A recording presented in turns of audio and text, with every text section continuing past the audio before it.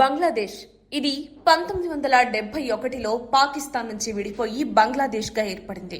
అలా ఏర్పడడానికి భారత్ పాకిస్తాన్పై ప్రత్యేకంగా యుద్ధం చేసి ఓడించాల్సి వచ్చింది. శాంతియుత దేశంగా గుర్తింపు పొందిన ఈ దేశం ప్రస్తుతం తీవ్రమైన రాజకీయ సంక్షోభం మధ్య కొట్టుమిట్టలాడుతోంది. మాజీ ప్రధాని షేక్ హసీనా అధికారానికి రాజీనామా చేసిన తర్వాత ఏర్పడిన తాత్కాలిక ప్రభుత్వం ఇప్పుడు సైనిక జోక్యం, నాయకత్వ విభేదాల మధ్య నిలబడడానికి ప్రయత్నిస్తోంది. ఈ సంక్షోభ పరిణామాలు భారత్ బంగ్లాదేశ్ సంబంధాలపై ఎలాంటి ప్రభావం చూపించనున్నాయి ఈ వీడియోలో మనం తెలుసుకుందాం.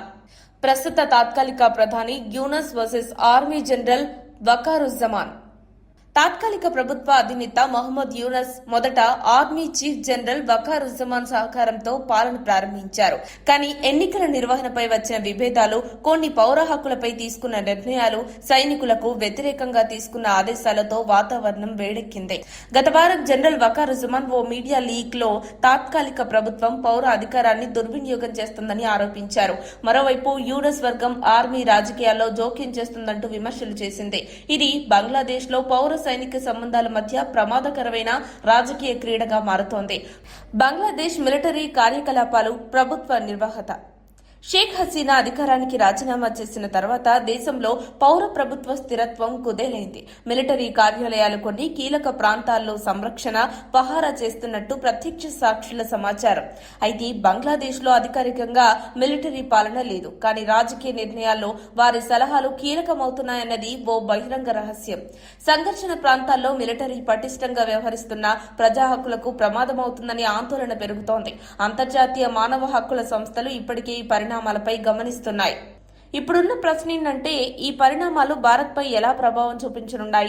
భారత్ మరియు బంగ్లాదేశ్ సంబంధాలు గత 2 దశాబ్దాల్లో బలంగా మారాయి. షేక్ హసీనా హయాంలో సరిహద్దు భద్రత, ఆర్థిక సహకారం బాగా మెరుగయ్యాయి.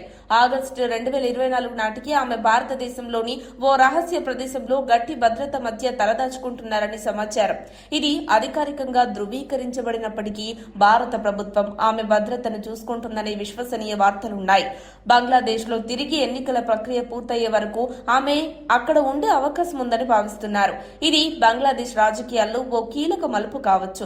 ఎందుకంటే హసీనా తిరిగి రాజకీయ రంగంలోకి వస్తారా, లేక ఇది ఆమె చివరి అధ్యాయమా అన్నది ఇప్పుడు ఓ ప్రధాన చర్చనీయాంశంగా మారింది.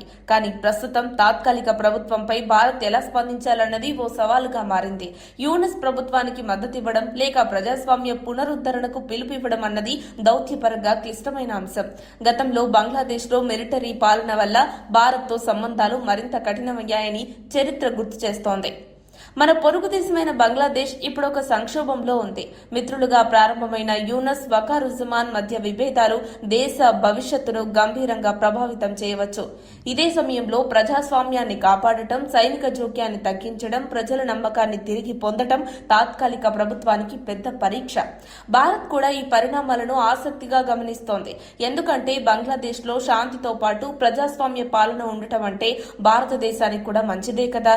మీ అభిప్రాయాలను కమెంట్స్ లో పంచుకోండి. మీకు వీడియో నచ్చితే లైక్ చేయండి మరియు కాయ్ టీవీ మీడియాను సబ్స్క్రైబ్ చేయండి. మరిన్ని అప్డేట్స్ కోసం మా కాయ్ టీవీని సబ్స్క్రైబ్ చేసుకోండి. మా వీడియో కనుక మీకు నచ్చినట్లయితే లైక్ చేయండి, షేర్ చేయండి. మీ విలువైన అభిప్రాయాలను కామెంట్ బాక్స్లో తెలియజేయండి.